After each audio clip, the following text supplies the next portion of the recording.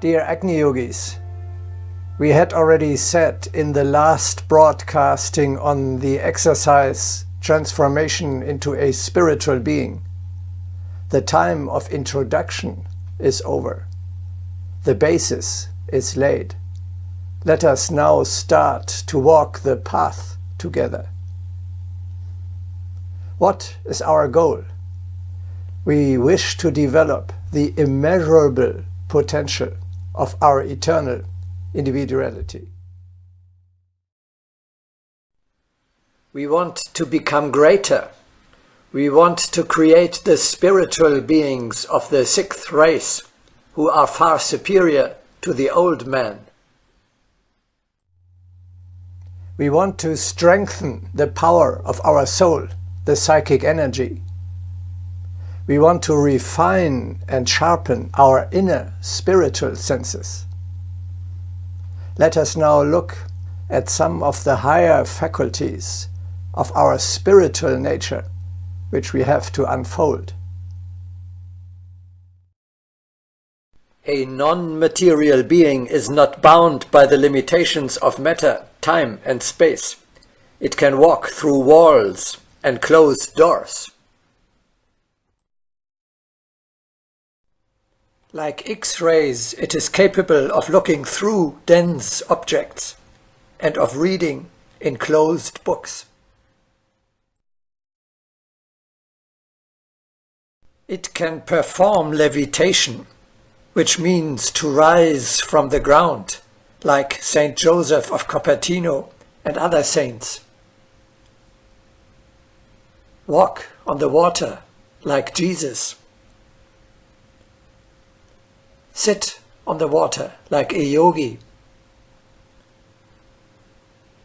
Walk through fire. And even fly.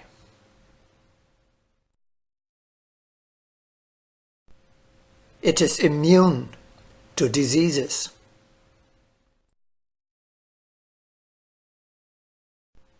It can practice telekinesis, that is, like Uri Geller, move objects solely with its spiritual power.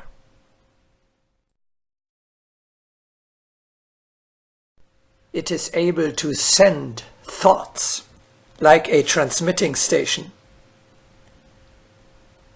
as well as to receive and to understand thoughts like a radio.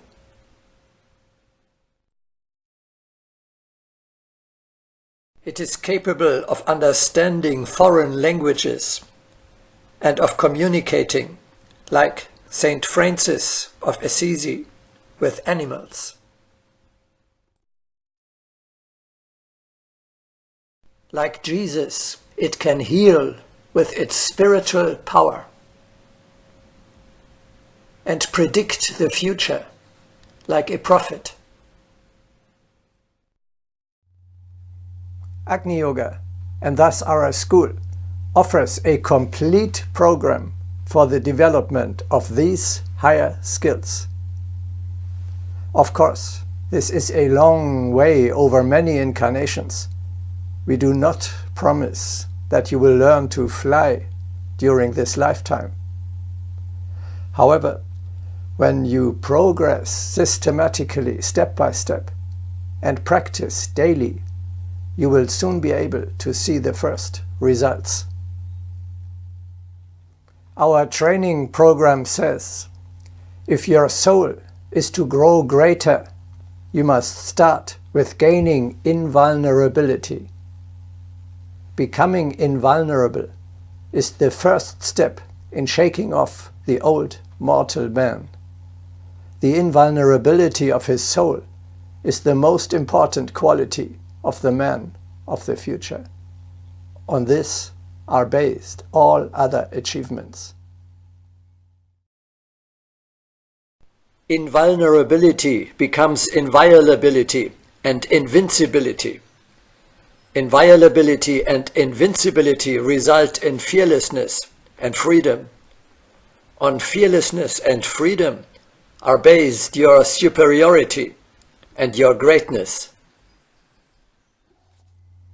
Immortal and invulnerable. Thus, you are like a god.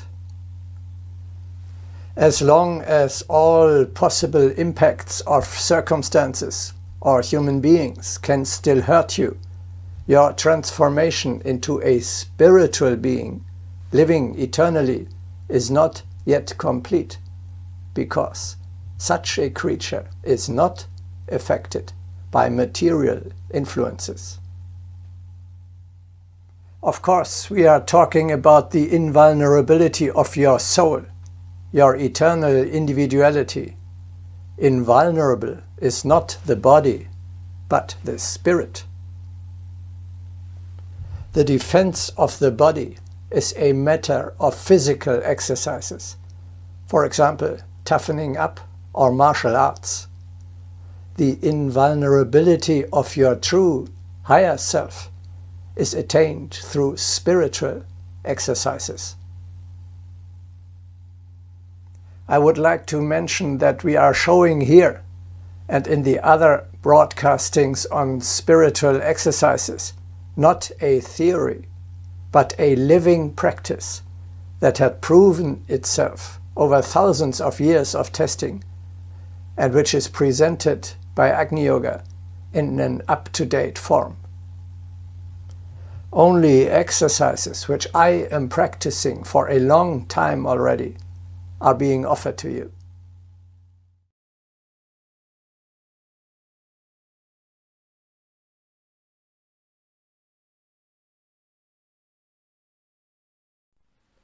I have learned an immortal is invulnerable because he lives forever, and no one and nothing can do him any harm.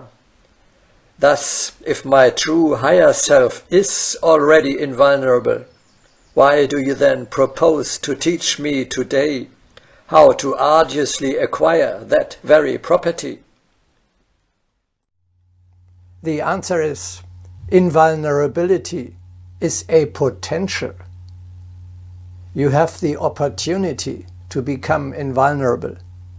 Whether you are vulnerable or invulnerable depends solely upon you yourself. The age-old principle applies.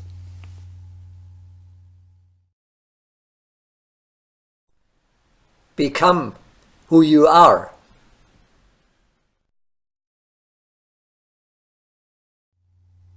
This means there is a gigantic potential lying dormant within you. It is up to you to develop it. Your body as a material being will always be defeated by the greater number and power of the others, and therefore remain vulnerable. Your eternal individuality, however, a spiritual being, you may render invulnerable.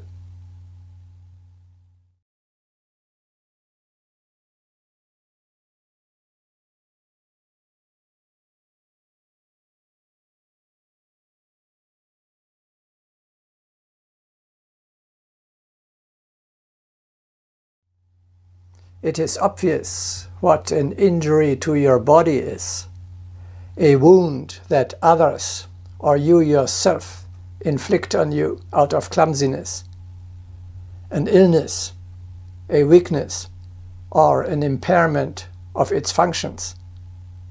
The body signals such a damage through pain. With your spiritual being, your eternal individuality, however, it is not so clear what a violation means. Let us look at some examples. What hurts you? In the first place, it is really the dear fellow man, family, relatives, friends, acquaintances, neighbors, colleagues at work, superiors, subordinates, and customers. They all cause trouble, disappointment, and even attacks in abundance. Exactly those who are closest to us often give rise to the deepest sorrow. There are violations of your pride, your dignity, and your vanity, as well as moods that bother you. External events such as wars, hardship, poverty, unemployment, illness, bad weather, and many more endanger your peace of mind. Finally, there is your own imperfection. Hopes are disappointed. Expectations do not come true. Projects fail. What has already been built up falls apart or is destroyed. And good intentions are shattered. You put the blame on you and feel inferior. In general, we can say, when you lose your balance, your inner peace, the superior point of view from above the circumstances, when you allow yourself to be dragged down, then your soul is downcast in the true sense of the word. Your spiritual being is hurt when it has suffered damage, when it falls ill or weak, when its spiritual power, the psychic energy, sinks, when its functions are impaired, when it is not in its normal, healthy state. Your soul signals such a weakness through suffering. The ideal state of your eternal individuality is a state of high vibration.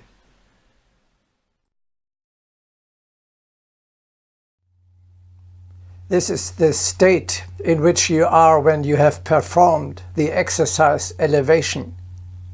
The spiritual part of your being is hurt when its vibration drops and it falls down from the elevation state.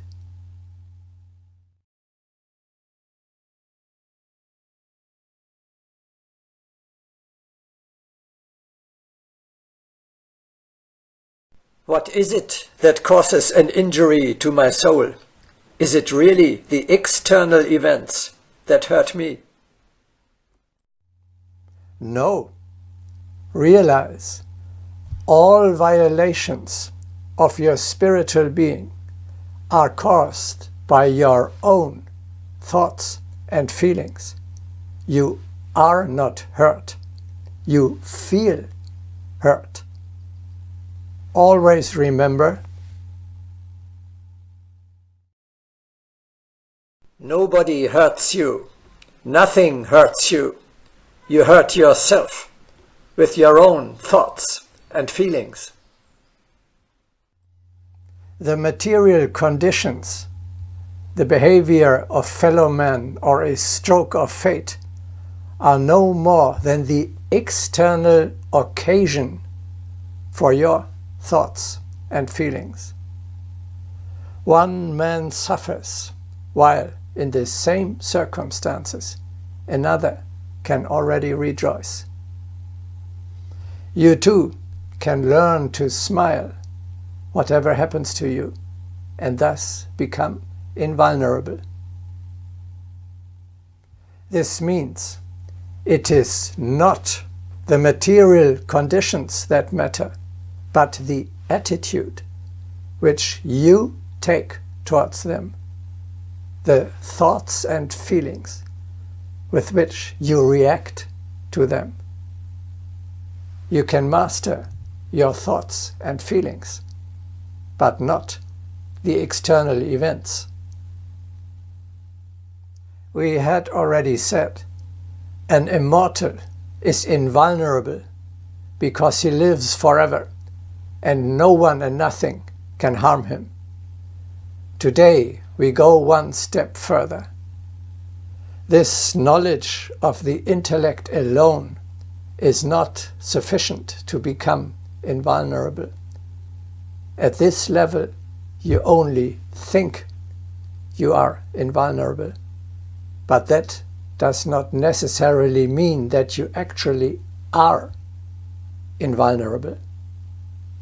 It is of the utmost importance that you recognize. Being invulnerable means you no longer feel hurt, whatever happens to you. You are invulnerable when you rejoice, however you fare. Joy at achievement is a shield of beauty. You already know how abysses have been crossed through joy and trust. Not only courage, but precisely joy makes you invulnerable.